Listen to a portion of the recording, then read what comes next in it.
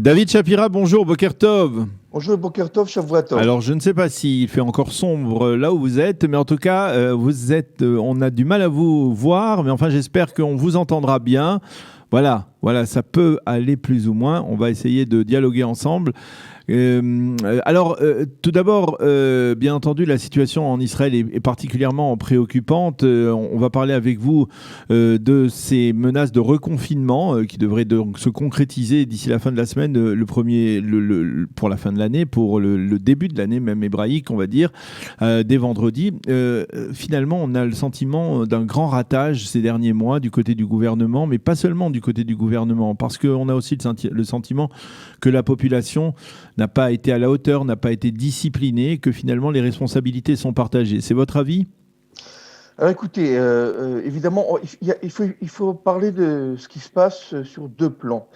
On se souvient que lors du premier confinement, il n'y avait pas de gouvernement fixe. Vous vous rappelez, c'était un gouvernement de transition. Et que, tout compte fait, lorsqu'on a été confiné 2 mois la première fois, on était les meilleurs. On était les premiers, on était ceux qui avaient pris, en plus de Benjamin Netanyahou, ceux qui avaient pris la bonne décision rapidement, de façon efficace, et nous étions montrés en exemple. Nous étions les exemples du monde.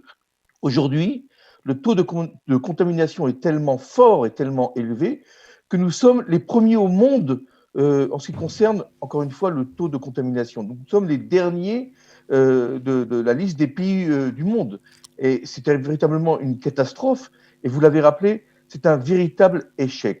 Échec qui est ressenti d'ailleurs par toute la population. Alors évidemment, c'est tout d'abord l'échec du gouvernement. C'est un gouvernement, on peut appeler ça d'union nationale, qui avait pour but de se focaliser autour de la lutte contre le corona, contre cette épidémie, et c'est un fiasco total. Il y a un fiasco total. Mais comment vous l'expliquez, ce fiasco ? Pardon ? Comment vous l'expliquez, un tel fiasco comme cela ? Alors qu'au début, Benjamin Netanyahou était Premier ministre d'un gouvernement de transition, il y a eu des démarches qui ont semblé, il faut bien l'avouer, les démarches de Moshe Bar Siman Tov semblaient extrêmement radicales et beaucoup ont dit qu'il exagérait. Finalement, on est sorti trop tôt de cette première vague. Il aurait fallu peut-être encore 2 ou 3 semaines de restrictions et peut-être qu'on n'en serait pas là. Non, votre réponse en fait concerne 2 facteurs. Tout d'abord, nous avons tous l'impression, et c'est ce qui se passe malheureusement, que le gouvernement s'occupe d'autre chose que du corona. Entre autres, de se disputer sur chaque décision et de discuter sur chaque déclaration que l'un a fait sur l'autre. Je parle évidemment de Benny Gantz et de Benjamin Netanyahou. On a l'impression que le gouvernement ne s'occupe pas des affaires du corona. La preuve en est, c'est que jusqu'à il n'y a pas longtemps, il y avait très peu de personnes qualifiées pour essayer de rechercher quelles étaient les chaînes de contamination et comment la stopper. Il a fallu renforcer le dispositif qui était ridicule. Ça, c'est la première chose. La seconde chose, et là, je ne veux pas faire de généralité, je tiens à rester prudent.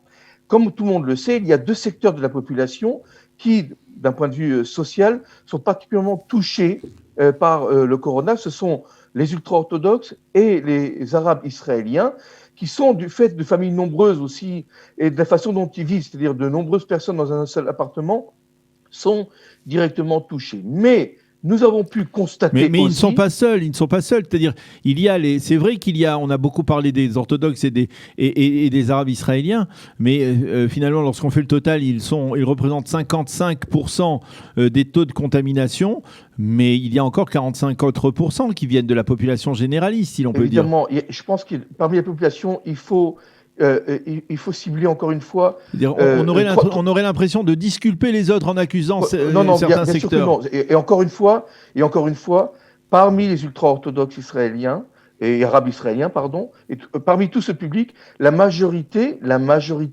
fait attention. Mais dans ces publics-là, il y a...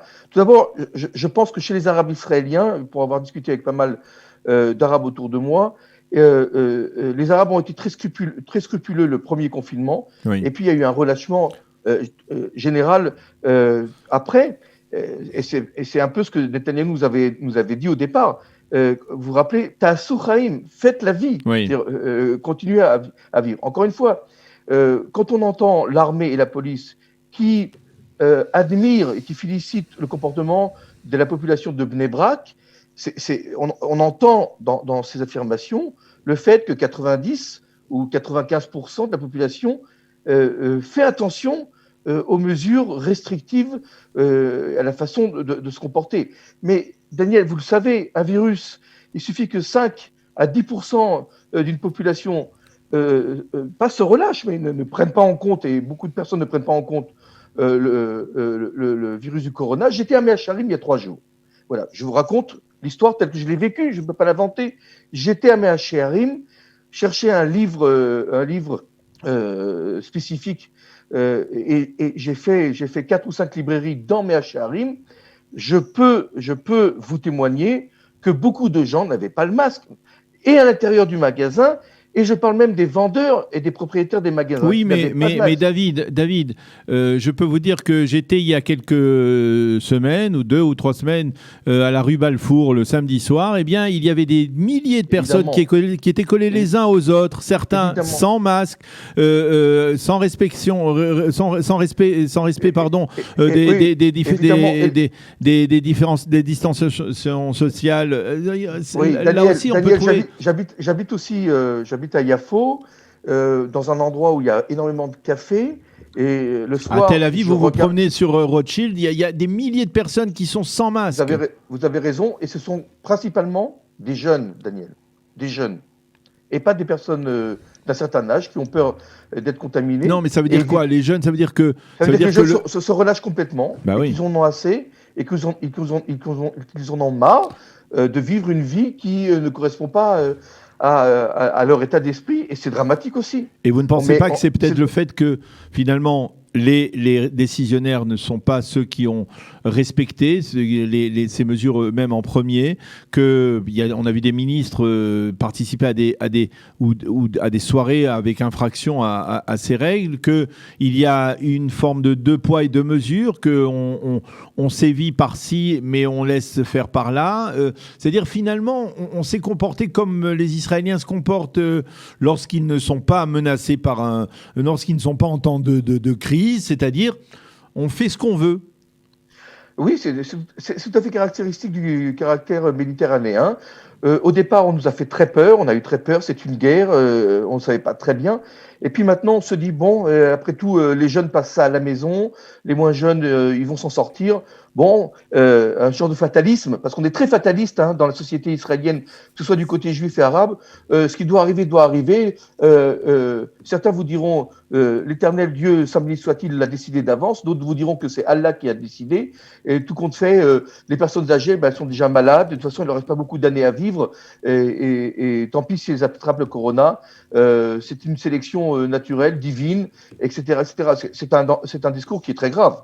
C'est un discours très, très grave parce que vous et moi savons pertinemment que lorsque les hôpitaux seront saturés, eh bien, on ne pourra plus aller se faire soigner et des personnes vont mourir chez elles à la maison alors qu'elles auraient pu recevoir des soins et peut-être être sauvées du corona. Donc, c'est à ça, en fait, qu'on joue. Et je crois que c'est de cette peur-là, de cette crainte-là que le gouvernement redoute le plus. Et c'est pour ça qu'on va maintenant être reconfiné pour une seconde fois et qui c'est pour une troisième fois. Le problème, Daniel, c'est pas de savoir en fin de compte, qui sont les responsables, que ce soit le gouvernement, que ce soit une certaine frange de la population ultra-orthodoxe ou arabe, ou même des jeunes Israéliens qui font la fête à Tel Aviv ou des manifestations à Balfour. Le problème, c'est que d'un point de vue économique, les répercussions vont être très très graves, que la population dans son ensemble va être démunie. On va assister à une paupérisation de la population, des personnes qui n'auront presque plus rien à perdre, qui mettront leur carte de crédit dans le distributeur de billets et qui ne pourront plus recevoir d'argent, donc qui ne pourront plus aller s'acheter à manger. Et là, je crois qu'on va atteindre, je dirais, une situation qui sera une situation absolument apocalyptique, ce que je redoute. Avec presque 20-21% de chômage, ce deuxième confinement va encore une fois de plus aggraver la situation. J'étais par hasard cette semaine chez un expert comptable israélien qui s'occupe principalement de cafés et de restaurants et tout ce qui concerne aussi un peu la culture et qui m'a dit droit dans les yeux, avant qu'on parle du second confinement, avant qu'on en parle, après les fêtes, sachant que tout serait ouvert, pensant que tout serait ouvert, après les fêtes, la plupart de mes clients vont déposer le bilan. Il m'a montré une pile de dossiers sur son bureau et il m'a dit, David, je ne m'occupe que de demander des aides du Bitoir Lomi, donc des assurances nationales, pour mes clients qui n'ont plus de quoi survivre ou qui ne peuvent plus assurer la suite de leur commerce. Donc c'est une situation qui est absolument catastrophique. Même si on pointe du doigt les coupables, il n'empêche que nous sommes tous sur un même bateau. Et quand il y a même une toute petite partie de la population, qu'elle soit arabe ou juive, ou qu'elle soit jeune ou laïque ou religieuse, qui fait un trou dans le bateau, eh bien l'eau s'engouffre et on est tous en train de couler. C'est exactement la situation dans laquelle nous nous trouvons aujourd'hui. Nous sommes tous en train de couler économiquement, je pense qu'aussi moralement. Nous sommes un pays qui est quasi pestiféré dans le monde. Personne ne veut nous accueillir, sauf la Croatie, la Bulgarie et quelques îles en Grèce. Vous voyez dans quelle situation on se trouve. Ce n'est pas le cas de l'Europe, ce n'est pas le cas de beaucoup de personnes dans le monde. C'est vraiment catastrophique. Mais... Quand on vous raconte, Daniel, quand on arrive à l'aéroport, qu'il y a une file, on arrive, ceux qui ont fait le test et ceux qui ne l'ont pas fait, que tout le monde est vérifié de façon systématique, et que ça prend entre 2 et 3 heures pour passer la frontière à cause de ces... Alors, je vais vous poser une question, parce que ce sera ma dernière question, puisque vous êtes souvent en contact avec la France, et on le voit aussi, c'est-à-dire peut-être que de la même manière qu'on était en avance en Israël au niveau de la sortie de crise, de la première vague, c'est-à-dire qu'on a été peut-être inconscient de rouvrir trop rapidement, on va dire, le marché israélien. Peut-être que d'une certaine manière, ce qui est en train d'arriver en Europe, dans certains pays européens, c'est aussi le début d'une seconde vague qui risque aussi dont le contrôle risque d'être perdu également. Peut-être en France, on parle aujourd'hui de 10 000 cas par jour. Ça peut très facilement arriver à 20 30 000 cas par jour. C'est exact, c'est possible, c'est une probabilité, mais à la différence d'Israël, Daniel, on pense ici en Europe, et c'est la politique européenne, que ce soit en Allemagne, en France ou ailleurs. Lorsqu'on arrive à un taux de contamination important, on vérifie dans quel quartier, dans quelle ville ça se passe. Alors aujourd'hui, par exemple, je prends l'exemple de la France, c'est Marseille et Bordeaux qui sont pointés du doigt. Et il n'est pas...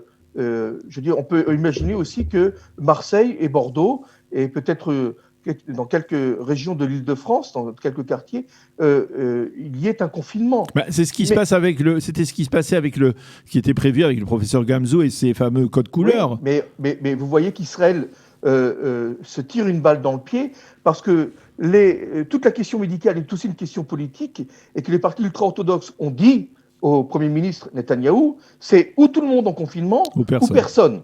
Vous le savez, ça. Et donc, Netanyahou n'a pas eu d'autre choix, s'il veut conserver sa coalition, son gouvernement, de mettre tout Israël en confinement. Alors qu'il y a des zones en Israël qui n'ont pas besoin d'être confinées, où l'on pourrait continuer à travailler et que j'allais dire presque à vivre normalement en respectant les consignes liées à la diffusion du corona. Donc, vous voyez qu'en Israël, on est complètement handicapé, on est bloqué pour des raisons politiques, parce que certains partis, les ultra-orthodoxes, font pression pour que toutes les mesures soient semblables à toute la population. Alors vous le savez, même à Jérusalem, tous les quartiers ne sont pas, je dirais, infectés dans la même proportion et qu'il n'est pas juste que dans des quartiers où la population fait attention, ou respecte, soit mise sur le même pied d'égalité dans les mesures restrictives que dans les quartiers qui sont eux-mêmes touchés par le coronavirus. Et peu importe si la population est touchée parce qu'ils sont 10 ou 12 dans un appartement ou parce qu'ils ne font pas attention. Le résultat est le même. Il faut absolument empêcher que le coronavirus se répande de façon exponentielle afin d'éviter la saturation des hôpitaux et afin d'éviter que des gens meurent à la maison parce qu'il n'y aura pas assez de lits pour les réanimer ou pour leur insuffler l'oxygène nécessaire pour leur survie. Eh bien, docteur David Shapira, merci beaucoup d'avoir accepté de nous confier vos sentiments sur ce qui se passe ici actuellement en Israël face au coronavirus et à la veille d'un probable reconfinement total de l'État d'Israël. Merci d'avoir été avec nous. On vous souhaite Shavua Tov et on en profite pour vous souhaiter Shana Tova également. Merci d'intervenir régulièrement sur nos ondes. À bientôt. Merci. Bonne santé. Merci.